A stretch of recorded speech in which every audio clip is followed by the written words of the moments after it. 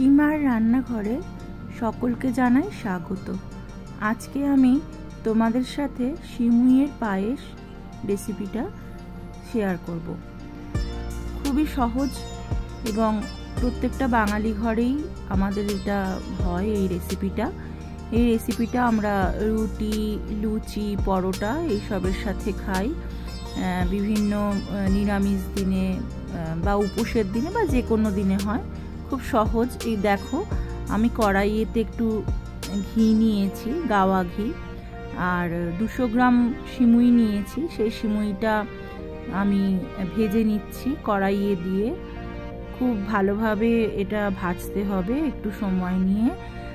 বাদামি রং যখন এসে যাবে, দেখো বাদামি রং এসে গেছে, তখন সিমুইটা জানবো ভাজা হয়ে গেছে। আচ্ছা, এরপর আমি কড়াইয়ের মধ্যে একটু চিনি নিয়েছি, কারণ এটাকে আমি একটু ক্যারামেল বানাবো। তাতে কি হয়, সিমুইয়ের টেস্টটা আরও ভালো আসে। আর যেটা হয় একটু বেশ কালার হয়, মানে শীতকালে আমরা অনেক সময় খেজুরের গুড়ের দিয়ে পায়েস বানালে যেরকম রঙটা হয় ঠিক এরকম আসে।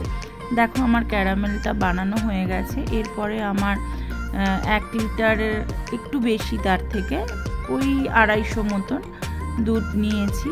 1 লিটার 250 মতন দুধ ওর মধ্যে গরম গরম ঢেলে দিলাম, আর এইভাবে ক্যারামেলটার সাথে মিশিয়ে দিলাম।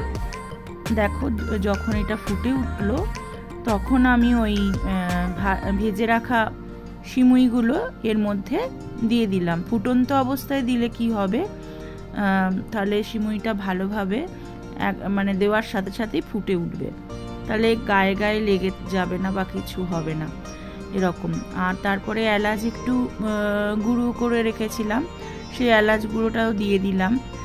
আর আগে তো ওই ক্যারামেল বানানোর সময় একটু মিষ্টি দিয়েছি, চিনি যেহেতু, সেই জন্য আর একটু চিনি দিলাম অল্প করেই। খুব যেহেতু বাড়িতে সবাই মিষ্টি খায় না, সেই জন্য আমি খুব কম পরিমাণেই মিষ্টি ব্যবহার করেছি। তোমরা মনে করলে আরও বেশি ব্যবহার করতে পারো। আর এইটা না খুব মানে ক্ষীর যেরকম হয় ঘন ঘন, সেই রকম বানাবো। যেরকম লাচ্চা সিমুই হয় না, ওরকম ধরনের পাতলা সিমুইটা করছি না। আর কিছু কিশমিশ এর মধ্যে দিয়ে দিলাম।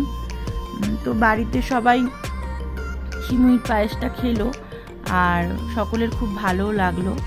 তোমাদের যদি ভালো লাগে তোমরা বাড়িতে বানাও এবং আমার চ্যানেলটা দেখো আর সাবস্ক্রাইব করে দাও।